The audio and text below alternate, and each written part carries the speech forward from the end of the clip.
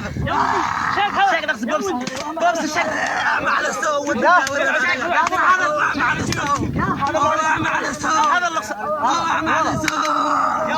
يا ضوضي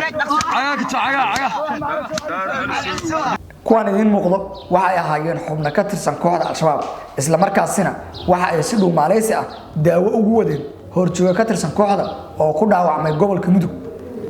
bal waxaad ila daawataa muuqaalkan kooban oo ay kaga hadlayaan halka ay u socdeen iyo sidoo kale daawada qofka ay u wadeenba شيك نقص بوبس الشيك مع السو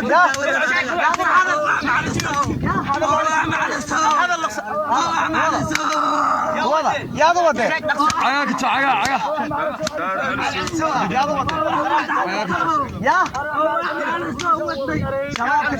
شباب داوود ولا شيك دل سفع عد اساس شيء سفع عد دل اروح مع سؤال soo daawade si aan kula wadaag faahfaahinta oo dhameystiran haday taamar ku horso muuqaalka soo gaaray muuqaalka leexar sina share garay qaybta hoose comment-ga nugula wadaag aragtida aynu ku bilownay cutubiyada kala duwan ee ciidanka dawladda federaalka Soomaaliya iyo soo kale kuwa xooga deegaanka loo yaqaan Macusleyda ayaa maalinkii saddexaad waxa ay howlgal ballaaran ka wadaan duleedka magaalada Caad oo ay haatan ku soo yahay xubno ka tirsan kooxda khawaarijta al-shabaab saraakiisha hogaaminaysa howlgalkan ayaa waxay noo xaqiijiyeen in tani yeeshaan halkaas ay ka socdeen howlgal istaba joog ah iyadoona sidoo kale halkaas uu ka dhacay dagaal muddo saacadaha socday kaasoo u dhaxeeyay xubno ka tirsan kooxda khawaarijta al-shabaab iyo sidoo kale qaar ka mid ah ciidanka dawladda oo kaashanaya kuwa deegaanka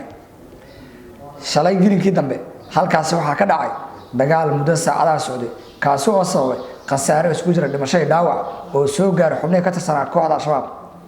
saraakiishu waxay noo xaqiijiyeen in ay helaan xogta ah in xubno ka tirsan kooxda al-shabaab isku urursanayaan deegaan asaas kaga fogeen magaalada Caad isla markaasina ay ku qaadeen weerar qorshaysan hase yeeshee waxa ay xaqiijiyeen saraakiishu in halkaasi kooxda khawaarijta al-shabaab ka soo gaaray jab xoog sidoo kale daawada kuwan idin muuqdo waxa ay ahaayeen xubno ka tirsan kooxda khawaarijta al-shabaab labadan nin oo ka tirsan kooxda ayaa waxa ay daawo u wadeen hogaamiye lagu magacaabo Axmed Calasow kaasi oo kamid ah horjoogayaasha ugu sarsareeya kooxda khawaarijta al-shabaab ee ku sugnaay magaalada Caad ee koonfurta gobolka Mudug hogaamiyahan ayaa dhawaan waxa ku dhaawacmay dagaal u dhaxeeyay ciidanka dawladda federaalka Soomaaliya iyo kooxdaani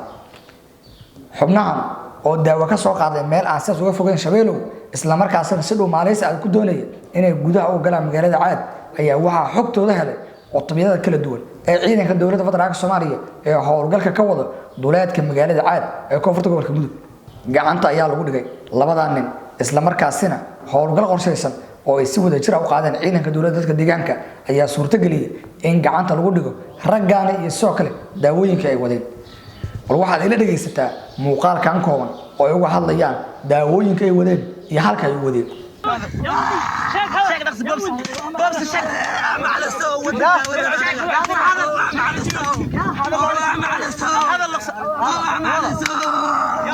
يا ضوضي يا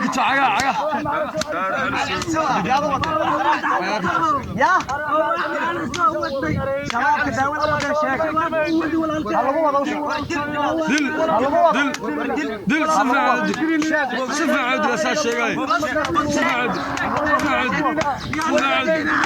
سفع عد دل اروح مع سؤال دل سفع طن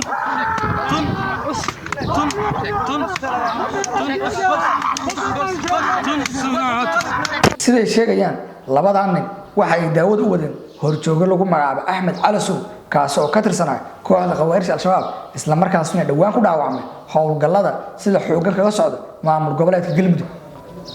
dhanka kale daawadayaal kooxdaani waxaa shalay ilaa iyo maanta laga farmuujiyay kuwaas oo ka tirsan maamul goboleedka Galmudug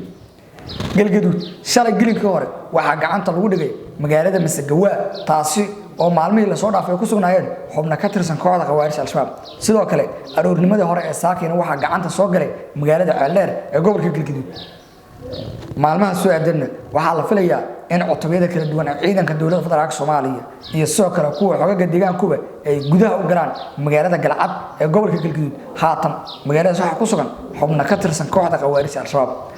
dhammaan magaalooyinkani ayaa hore waxa ugu sugnay ciidanka dowladda federaalka Soomaaliya dagaal la'aan ayayna baneeyeen oo xeelad dagaal ayay halkaas uga baxeen balse kooxda Al-Shabaab ayaa dib u qabsadeen hasaatee marka la haatan waxa ay dib u soo galeen gacanta dowladda federaalka Soomaaliya iyo dadka deegaanka oo iskaashanaya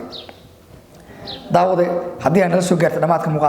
muuqaalka leeg sartina shad garay qaybta hoose ee commentigana nugula wada aragtada soo kale ku soo bir boggaasi ku soo gaaraan xogaha degdega iyo macluumaadka ku been halkan